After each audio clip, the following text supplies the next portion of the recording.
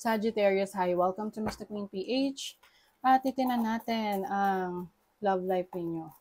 Ngayong September 2024, love reading, what's coming to you? Unahin natin yung mga in a relationship na Sagittarius. Anong ganap? Anong energies coming to your connection, relationship ngayong September 2024? Three of Wands. Meron kang namimiss. Oo. Parang nagkakaroon na kayo ng conflict or away dahil wala kayong wala kayo dyan para sa isa't isa. Pwedeng long distance relationship to. Oh, merong pwedeng you may be dealing with a Scorpio. Okay. Okay. So, for Sagittarius in a relationship, I think itong relationship ninyo ay nagtatransform. Maaring meron kayong pagdadaanan na pagsubok, no, sa relationship ninyo, pero mapagtatagumpayan nyo naman siya. Kasi meron dito na willing na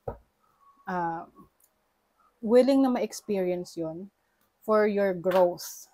Kasi it seems na meron kayong mga expectations sa isa't isa na hindi nyo na ibibigay. So parang there's some sort of tawag nito, frustration, oo, na gusto mo man ibigay, hindi mo maibigay kasi may iba ka ring priorities. So, let's say for example, ang iyong kapartner ay nasa abroad or ikaw yung nasa abroad. So, may mga pagkakataon na meron siyang experiences na pinagdadaanan na kailangan niyang pagdaanan mag-isa, na wala ka. Kaya, minsan, parang nagiging niyo yan, reason ng pag-aaway dahil naisusumbat nyo sa isa't isa. At ganun ka rin, di ba? Na may pinagdadaanan ka, tapos this person can only do so much, napaka-limited ng pwede niyang gawin dahil sa distance ninyo sa isa't isa. But I feel like itong challenge na to, ito yung magbubukas or magbibigay ng daan for a new chapter ng relationship ninyo. It's like a rebirth. Okay? With the Knight of Cups, someone here is going to, magiging humble siya, magpapakumbaba siya, na kumbinsihin ka para ayusin yung relationship. Kasi yung isa rito, parang gusto niya mag-give up no? Ayan you value this relationship. Napaka-importante sa inyo ng connection na to. Spiritual growth. See? Kayo ay nagkakaroon ng awakening. Mas lalong lumalawak yung pang-unawa nyo pagdating sa relationship. Na kung dati, mabilis kang mairita dahil sa pagkukulang ng person mo, ngayon tinatry mong intindihin. Yung parang you are trying to, parang nilalagay mo yung sarili mo sa lugar niya para mas maintindihan mo kung bakit may mga bagay na hindi niya maibigay ng mga expectations mo. Whatever that is, pwedeng material na bagay or something na oras, panahon. Our mission is to be unconditional love. Clearing our programming is a necessary part of opening our hearts. Okay. So, yeah, unconditional love. Ito yung naiintindihan nyo na sa relationship na doon mo ma-realize kung mahal mo talaga yung person mo, you are willing to make some sacrifices para sa kanya. Ganun din siya, 'di ba?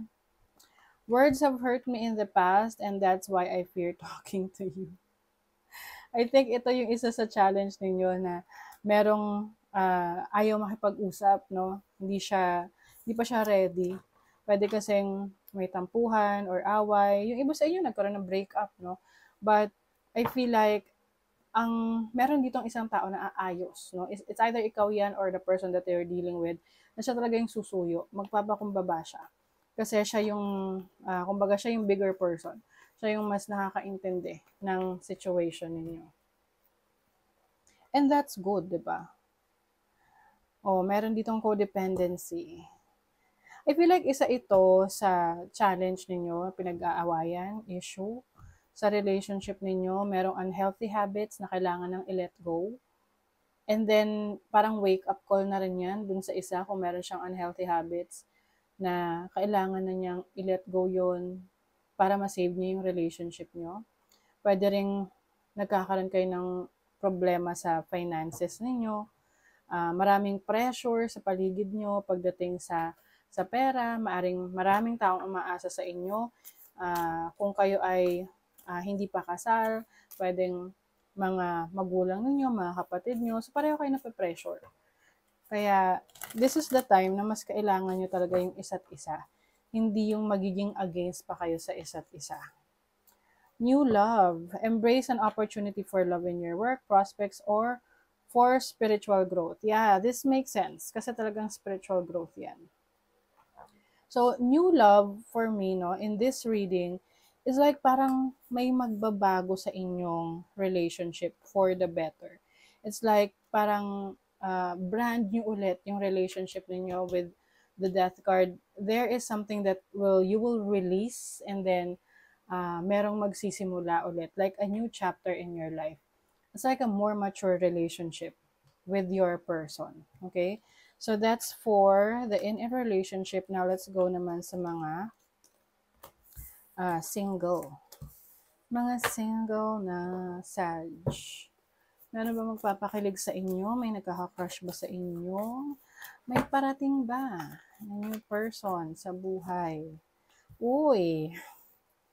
6 of Cups. I feel like ngayong September, if you're single, no, mas magiging experimental ka sa relationship, sa pakikipag-connect sa iba. Mas magiging open ka in getting to know other people. You will be talking to a lot of people.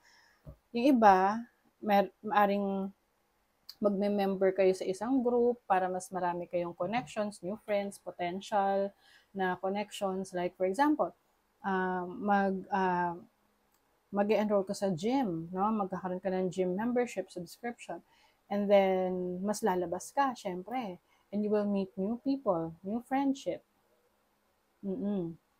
But I also see a person from the past that will try to reconnect with you. Okay? This can be an old friend na hindi mo na nakakausap, na pwedeng mauwi sa exciting connection. Kabatch mo nung high school na hindi naman talaga kayo naging in a relationship, you just parang naging friends lang kayo, hindi kayo masyado naging close, but nagkaroon kayo ng pagkakataon ngayon na makilala yung isa't isa, na mas mature na kayo, so pwedeng magkaroon ng potential connection sa inyo. And some of you naman, this is a past relationship, romantic relationship. Parang merong merong gustong humabol, merong gustong meron siyang na-realize about your connection sa kanya na parang ayaw niya niyang palagpasin. So, nasa sa'yo yan kung bibigyan mo ng chance. Passion, no? Someone is very passionate. I feel like hindi ka niya masyadong napahalagahan in your past relationship. Kaya ngayon, nung na-realize niya yung halaga mo, talagang parang gusto niyang ayusin. Pero syempre, case-to-case basis. Kung itong tao na to ay toxic or marami kayong problema before, pag-isipan mo muna kung pagbibigyan mo ng chance. Pero kung meron lang mga bagay na hindi nyo maisaayos nung time na yon, na wala naman talagang totally na nasaktan sa relationship, and then this person is may kalayaan na ngayon na ipagpatuloy yung connection ninyo, then why not? 'Di ba? Oh my God. I am walking home to you. I'm not sure where I'm on the path, but I am walking it. Babalik. Babalik from the past. Siguro na-realize na talagang ikaw yung parang tahanan niya, o 'di ba? Please don't give up on me. I'm trying to change, but it takes time. Huwag ka lang mag-give up sa kanya. Uy, napapangiti na yan. Lalo na kung nakaka-resonate ka at Merong person from the past na nagpaparamdam sa'yo. Uh-huh. Oh my God. Oh, baka soulmate mo talaga tong person na to. Mm. May potential na maayos. Yes. Kung hindi lang talaga ano, no. Yung iba kasi ma-pride. Mm-mm. But I think itong person na to, gagawa siya talaga ng paraan na bumalik sa buhay mo. The only thing that is real is love. Shift your focus back to love. Oh my God. So, yung iba sa inyo single na Sag, maaring merong babalikan na situation, relationship in your past. Okay? So, that is your reading, Sagittarius. Thank you so much. Bye.